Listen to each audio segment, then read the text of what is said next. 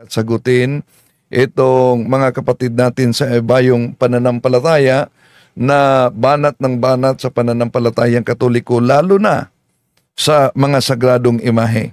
Dahil sa kanilang pananampalatayang sola scriptura, meaning Bible alone, abay, nilalahat na nila pag mabasa na Diyos-Diyusan ay lahat ng mga imahe ay Diyos-Diyusan. Pakinggan natin itong isang vlogger, si Sangkay Janjan. Mga sangkay ay sumasamba sa kung ano-anong mga bagay. Subalit ang sagot sa lahat ng katanungan kung sino ang dapat sambahin ay wala pong iba kundi ang banal na aklat o ang Biblia. Katotohanan mga sangkay na sinasabi ng Biblia ay dapat sumamba po tayo, hindi po sa kung anong uri na inanyuhang Diyos sa pamamagitan po ng talento ng isang tao. Totoo pong galit ang ating Panginoon sa mga taong sumasamba sa Diyos-Diyosan. Ang matinding tagubilin ng ating Panginoon na huwag luluhod sa kahit na anong ribu. Tama naman na may babala talaga ang Diyos noon pa man na bawal ang Diyos-Diyosan. Pansinin niyo, ang ipinagbabawal, Diyos-Diyosan. At ano ba yung Diyos-Diyosan? Napakalinaw, paulit-ulit na natin yung tinatalakay kahit sa mga Bible scholars ng Protestante na idol is any representation of a false God. So ang napakinggan ninyo mga kapatid ay si Sangkay Janjan. Di ko sure pa kung anong sikta ang inaniba niya. Born again ba? Kay Pastor Apollo Kibuloy ba? Kay Felix Manalo ba? Na sikta? Basta ang sigurado ay grabe ang tira nila sa mga sagradong imahen. Kaya nagtaka tayo. Kung si Pastor Apollo Kibuloy nag-astang Diyos-Diyosan, walang mga anti-Catholic na born again at iba pa na atake kay Pastor Apollo Kibuloy. Imagine ito. Ako ang daan at ang buhay. Pag di kayo dumaan sa akin, hindi kayo pupunta sa langit. I am the way. Pag hindi kayo dumaan sa akin, hindi kayo pupunta ng langit. Kahit ano pang gawin ninyong pagtatampisaw dyan. Ako ang may-ari ng kaluluwa nyo. Ako ang may-ari ng sanlibutan ngayon. May kalalagyan kayo. Igagatong ko rin kayo sa kalan ng impyerno. O di ba napakalinaw na batay lang sa pahayag ni Pastor Apollo Kibuloy, nag-astang Diyos-Diyosan na siya. Pero narinig nyo ba na may mga anti-Catholic na tumira kay Pastor Apollo Kibuloy? Di po ba nagkaisa sila lalo na sa mga sagradong imahe dahil si Pastor Apollo Kibuloy isa din sa umaatake? Pakinggan natin ang paliwanag ni Sangkay Janjan. Bakit nga ba mahigpit na tagubilin ng ating Panginoong Diyos na nakasulat sa banal na aklat ang hindi yumuko at hindi sumamba sa mga Diyos-Diyosan na gawa lamang po ng tao? Bakit? Okay, dito mga kapatid, makita natin na may pagka-misleading ang pahayag niya. Ang tanong, ang pagluhod o pagyuko ba sa lahat ng mga imahe ay Diyos-Diyosan na? Kung pag-aralan natin ang sa Biblia mga kapatid, maraming basihan na hindi lahat na pagyukod o pagluhod ay pag-Diyos na. Kundi may mga basihan diyan sa Biblia na napakita na yung pagyukod o kaya'y pagluhod ay nangangahulugan ng pagrespeto, nangangahulugan ng paggalang. Tulad sa mabasa natin sa Diodet Kapitulo 14, versikulo 7. Ito mabasa natin. Itinayo nila siya at siya'y nagpatira pa sa paanan ni Judith bilang pagbibigay galang. Ang papuri sa iyo ay aawitin sa lahat ng kampo sa Huda at sa gitna ng mga bansa manginginig sila kapag marinig ang iyong pangalan. See? So kung ang argumento na ang pagyukod, mga kapatid, pag Diyos na, malinaw sa binasa natin na verso Judith Kapitulo 14, versikulo 7, na may naganap na pagtira pa, may naganap na pagluhod o pagyukod. Pero, yun po, ayon sa verso na binasa natin, Judith Kapitulo 14, versikulo 7, hindi sa pagkilala kay Judith bilang Diyos, kundi ang pagyukod o pagluhod na yan ay paggalang sa Kanya. Tulad din ng ginawa ng mga kaanib natin sa simbahang Katoliko. Nakaluhod sa harap ng imahe. Ulitin ko nakaruhod sa harap ng imahe o larawan. Dahil sa pahayag niya, lumuluhod kayo sa larawan. Naku po, yung statement na yan, mali na. Bakit? Sa daming mga Katoliko, pagkatapos lumuluhod sa larawan, ubos, wasak ang ating larawan kung ang larawan mismo ang niluluhuran. Kundi sa harap ng imaheng larawan. Gaya sa Mahal na Birhen Maria, ni Senyor Santo Niño, sa Poong Nazareno, at sa ating Panginoong Heso Kristo, no, na mga imahe. So, hindi porket nakaluhod at nanalangin sa harap ng larawan, ang larawan na ay kinikilalang Diyos-Diyosan, mga kapatid. Ang ating Panginoong Diyos ay galit sa mga gumagawa ng pagsamba sa mga ribulto. This is me once again, Sangkay Janjan. O na, misleading naman. Dahil ang salitang pagsamba para sa mga Protestante kasi at iba pa mga sikta, mga kapatid. Tandaan niyo sa mga Protestante, Iglesia ni Cristo, kay Kibuloy at iba pa, pag makarinig kayo ng salitang pagsamba, para sa kanila, ito ay nangangahulugang isa lamang, pag-Diyos na. Pero paulit-ulit na natin na sinagot dito na diyan sa Biblia, makita natin, hindi ibig sabihin na may ginagamit na pagsamba ang kahulugan pang Diyos na. Bakit? Dahil kung tingnan natin ang mabasa sa Daniel 2:46, may mabasa tayo diyan na, Then the king Nebuchadnezzar fell upon his face and worshipped Daniel, and commanded that they should offer an oblation, a sweet honor unto him. So, dito makita natin, mga kapatid, na si Baptist King James Version, si Haring Nabucodonosor, sumamba kay Propeta Daniel. Pero ang pagsamba ba dito na ginagamit ay pag-Diyos na? Hindi.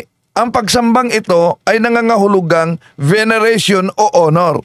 Dahil sa New International Version, ito ang mabasa natin sa salin. Then King Nebuchadnezzar fell prostrate before Daniel and paid him honor, and ordered that an offering and incense be presented to him. So, dito pa lang, batay sa Biblia mismo, na ginagamit natin dahil para sa kanila, sola escritura sila, although tayo mga Katoliko, hindi tayo sola escritura, pero ginagamit natin ang iba't ibang salin para sagutin natin itong sola escritura na ang paniniwala nila basta may salitang pagsamba, ibig sabihin pag-Diyos na. At basta may salitang imahe, lahat na lang na imahe, Diyos-Diyosan na. Balikan natin ang King James Version. Dito makita natin sa 1 Chronicles chapter 29 verse 20. Ito mabasa natin. And David said to all the congregation, Now bless the Lord your God. And all the congregation blessed the Lord God of their fathers, and bowed down their heads and worshipped the Lord and the King. So, dahil po ba mabasa diyan ang salitang worship the Lord and the King, pati hari, kung ang interpretasyon nila na ang salitang worship ay nangangahulugang pag-Diyos na, dito pati hari ay kilalanin ng Diyos? Hindi, dahil ang salitang worship dito, hindi adoration kundi veneration, paggalang. Kaya kung tingnan natin ang unang Chronicles chapter 29 verse 20, ito ang mabasa natin. Then David commanded the people, praise the Lord your God, and the whole assembly. Praise the Lord, the God of their ancestors, and devout law, and give honor to the Lord and also to the King. So dito pa lang, makita natin mga mahal na kapatid, na ang interpretasyon nila sa salitang pagsamba, mali na sila mismo batay sa Biblia. Dahil ang salitang pagsamba para sa kanila hindi nangangahulugang paggalang. Ang salitang pagsamba para sa kanila pag-Diyos na. Pero how about yung nakita natin? At basta monumento, basta larawan, para sa kanila Diyos-Diyosan na. Di ba nila alam na ang Diyos na nagbabawal sa paggawa ng larawan ay siyang Diyos din na nag-utos na magawa ng larawan ng mga banal? Okay, tuloy natin si Sangkay Janjan. Tribulto, mga bagay na gawa lamang po ng tao. Hinulma sa pamamagitan po ng talento ng isang tao na gumawa ng isang hugis ala Diyos. Ay wala tayong tutol na ang mga rebulto ay gawa sa kamay ng tao. Pero tutol tayo sa sinabi niya na ang rebultong gawa sa kamay ng tao ala Diyos. Ala Diyos na daw umano. Una, kung tingnan natin sa Biblia mga kapatid, napakaliwanag na diyan sa Biblia malinaw na hindi lahat ng mga larawan ay ipinagbabawal. Bakit? Tingnan niyo ang mabasa sa mga bilang kapitulo 7 versikulo 9. Ito ang mabasa natin mga mahal na kapatid.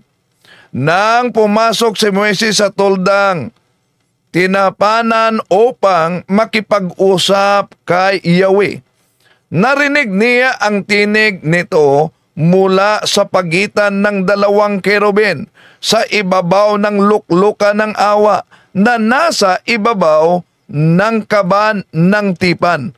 So, saan nakipagkita ang si Yahweh kay Moises?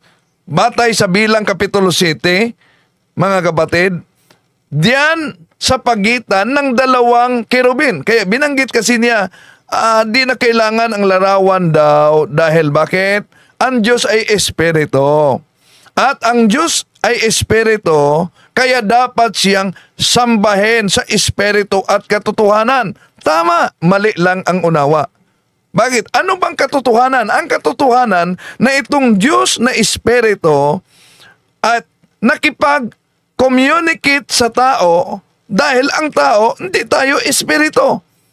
At makita natin na may deklarasyon sa pananampalataya si Santo Tomas sa San Juan Kapitulo 20, versikulo 25. Ano sabi niya? Maliban kung makita ko sa aking mga mata at mahipo ko sa aking mga kamay, hindi ako maniniwala. Hindi basta-basta yon. Deklarasyon sa pananampalataya yon. Na ang tao, dahil may katawan tayo, hindi tayo mga espiritu, may katawan tayo, ang Diyos mismo, ito ang katotohanan, nakipag-communicate sa tao sa pamamagitan. Una, Exodo Kapitulo 25, 19-20, nag-utos siya kay Moises na magawa ng larawan ng mga kirubin. At sa pagitan nitong dalawang kirubin, sa mga bilang Kapitulo 7, 89, siya ay makipagtagpo kay Moises. At hindi lang yan. Ang Diyos ay espiritu, tama. Pero naalala niyo, ang mga tao ay kinagat sa makamandag na ahas. Di po ba may mabasa tayo sa Números Kapitulo 21, versikulo 8, na nag-utos siya kay Moises na magawa ng tansong ahas. At sino man ang makakita nito na nakagat sa makamandag na ahas ay gagaling. Ang tanong, ang Diyos ay omnipresent, omniscience, omnipotence. Pero bakit kailangan mag-utos siya na magawa ng tansong ahas para ipadaloy ang kanyang kapangyarihan sa sino mang makagat? Dahil prefiguration yon sa crucifixion ng ating Panginoong Hesukristo. Okay, tuloy natin dito si Sangkay Janjan. Bagay na kung saan luluhuran ng maraming tao. Ngunit mahigpit po ang tagubilin ng ating Panginoon. So mga larawan o manong luluhuran sa lahat ng tao. Hindi naman tayo lumuluhod sa larawan. No? Harap ng larawan.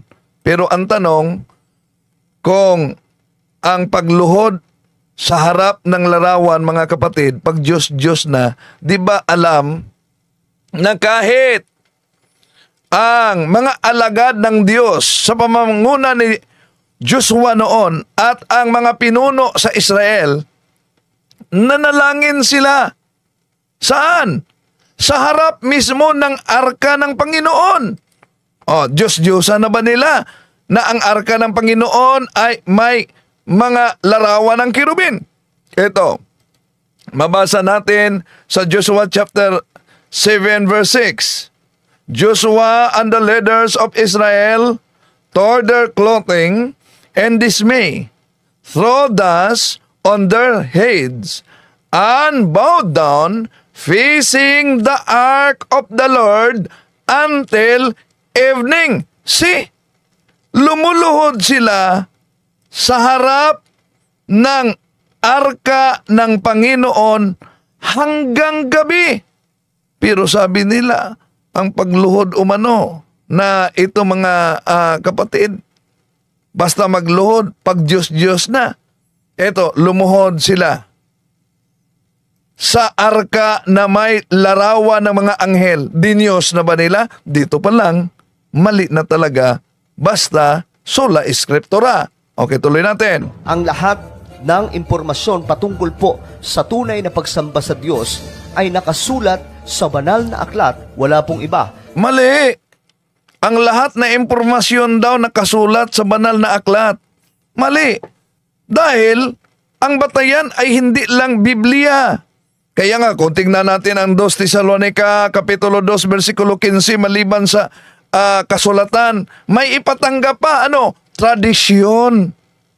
At maliban sa tradisyon, mayroon pang apostolic magisterium. Dapat makinig ka sa mga ngaral sa simbahan ayon sa Lucas Kapitulo 10, versikulo 16. Dahil ang simbahan ay haligi at suhay ng katotohanan. Unang Timoteo Kapitulo 3, versikulo 15. At sa pamamagitan ng Iglesia, Efeso Kapitulo 3, versikulo 10, ay maihayag ang anumang mga katotohanan sa pamamagitan ng Iglesia.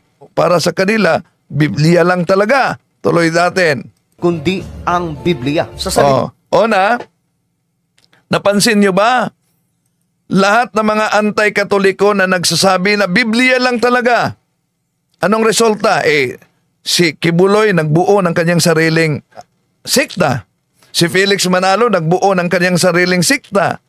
At marami pa na nagbuo sa Biblia lang ang batayan. Ulitin ko na kung tingnan ninyo ang sa Hasaan Misamis Oriental, may isang nagpakilala diyan na siya ay Diyos Ama. Pagpunta din sa Dinagat Island, may nagpakilala din siya ay Diyos Espiritu Santo. Pagpunta din diyan sa Davao, kay Kibuloy, siya din ang appointed Son of God. Siya ang may-ari sa kaluluwa. Yung mga taong yon ay nakabatay sa sola scriptura.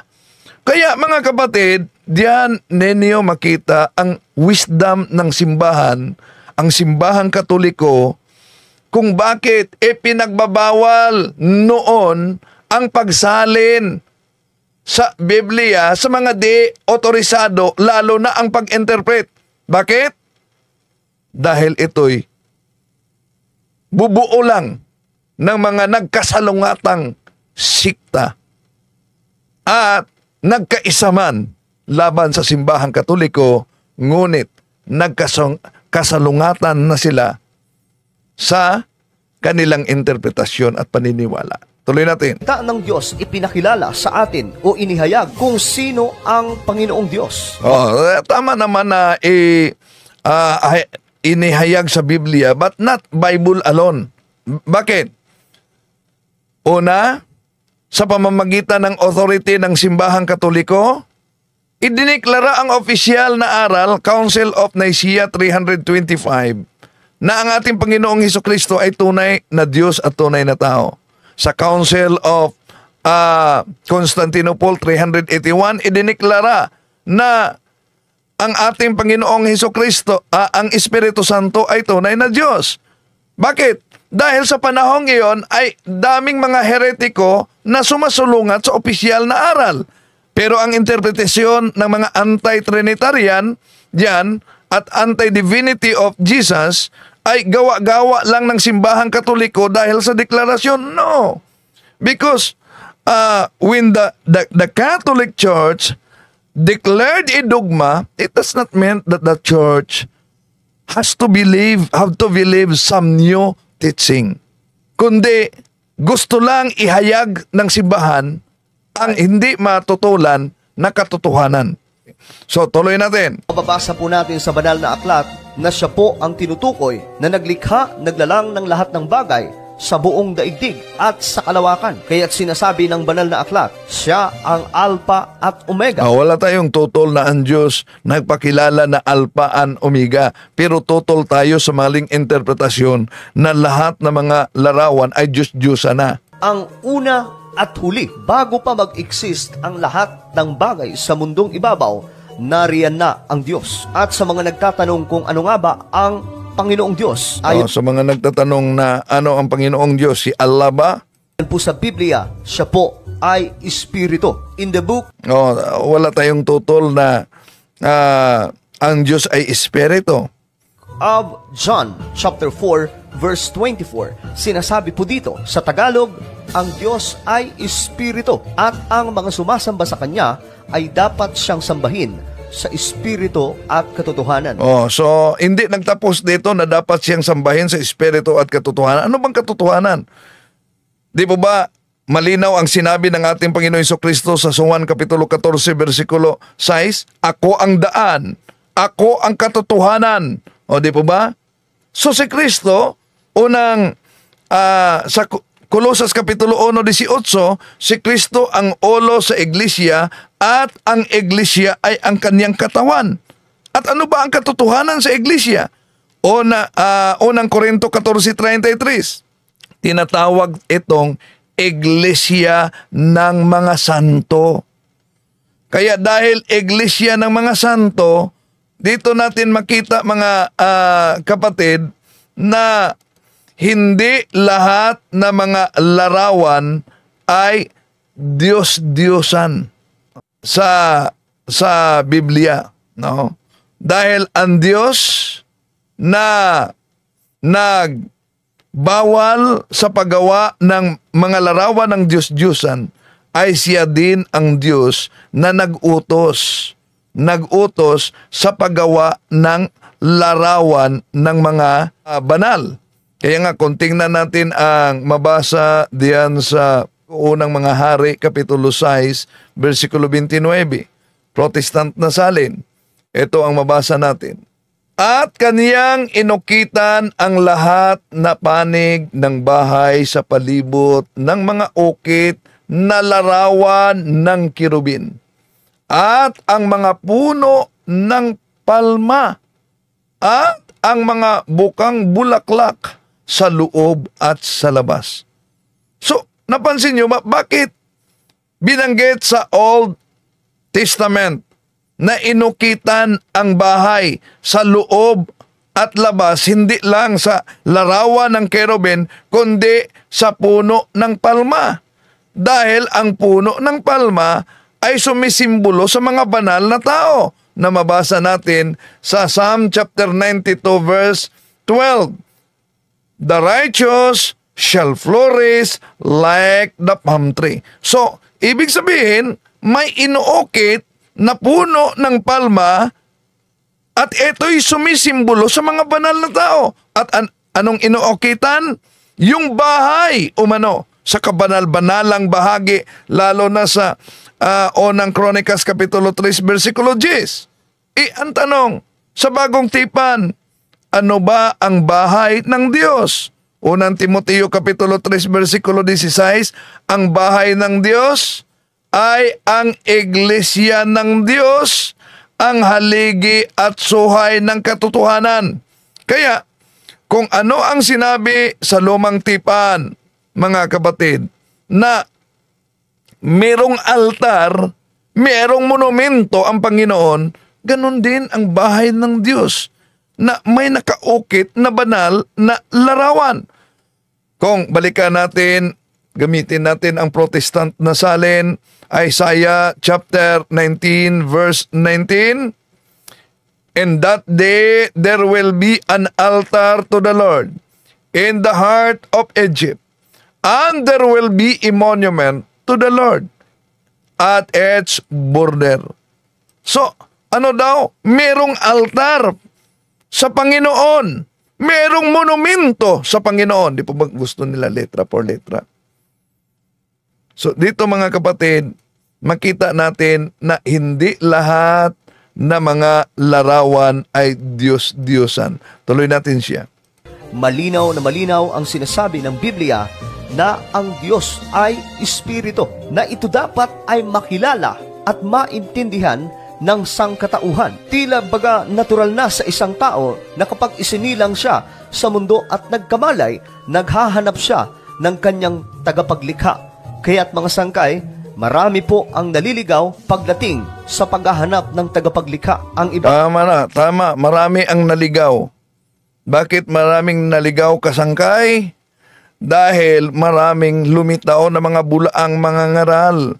Ayon sa pahayag ng ating Panginoong Hesus, San Mateo Kapitulo 21:5, San Mateo Kapitulo 24:25, at diyan sa ikalawang Korinto Kapitulo 11, versikulo 15, versikulo 11, ituloy sa 15. No? At yun ang katuparan sa unang Juan 2:18-19, nandito na ang mga antikristo. Sila'y galing sa atin, ngunit sila'y humihiwalay sa atin upang sila'y makilala na sila'y hindi talaga kasama natin. Mga sangkay ay sumasamba sa kung ano-anong mga bagay. Subalit ang sagot... Sumasamba kung ano-anong mga bagay. At ang ipinakita dito ay larawan ng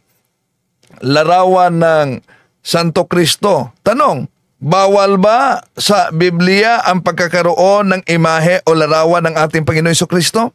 Diyos-Diyusan ba ang ating Panginoon Jesucristo? Ano ba ang Diyos-Diyusan? Idol is any representation of a false God. Ang ating Panginoong Jesucristo ba ay false God? Hindi. Kaya kung tingnan natin ang Hebreo Kapitulo 13, versikulo 7, alalahanin natin ang namuno at gawin natin silang halimbawa.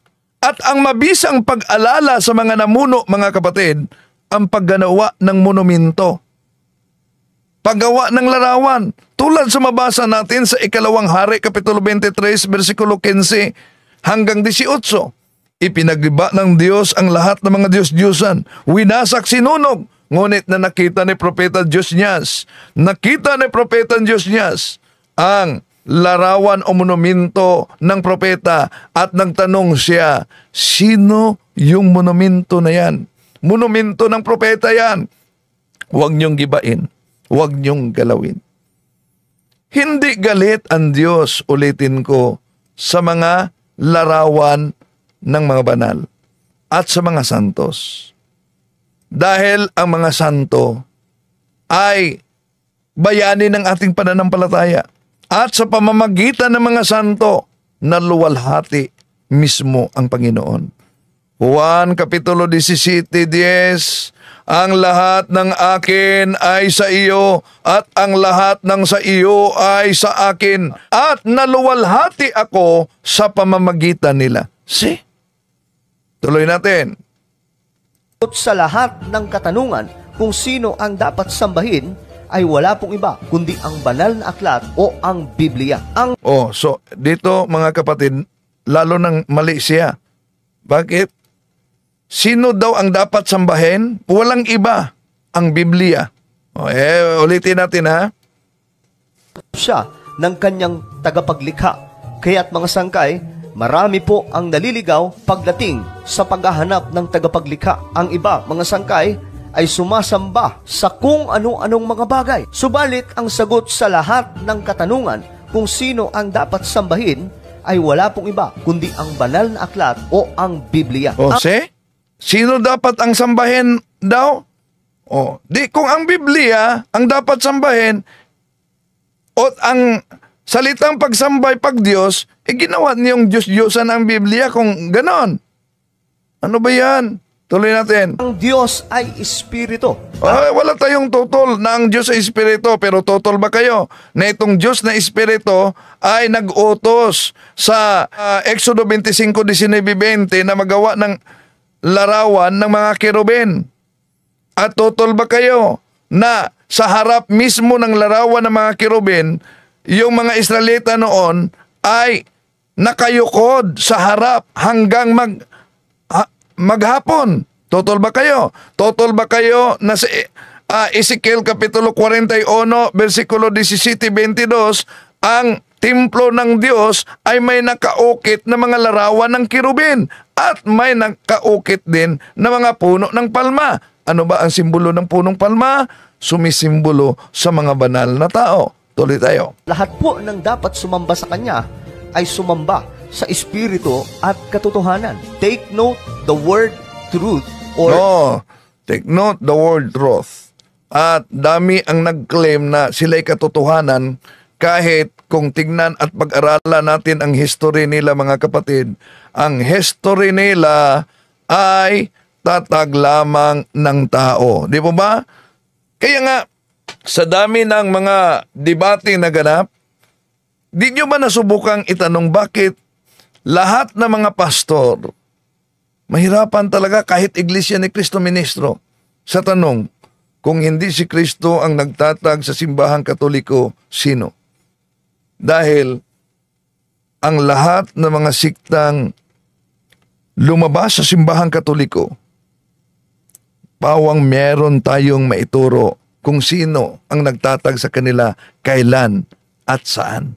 Katotohanan. Ang katotohanan mga sangkay na sinasabi ng Biblia ay dapat sumamba po tayo, hindi po sa kung anong uri na inanyuhang Diyos. So kung anong oring inanyuhang Diyos pagkatapos ang ipinakita niya dito, imahe ng Mahal na Birhen Maria. Mali. Bakit? Kinikilala ba ng simbahang Katoliko na ang Mahal na Birhen Maria ay Diyos? So misleading talaga mga kapatid. Di ba?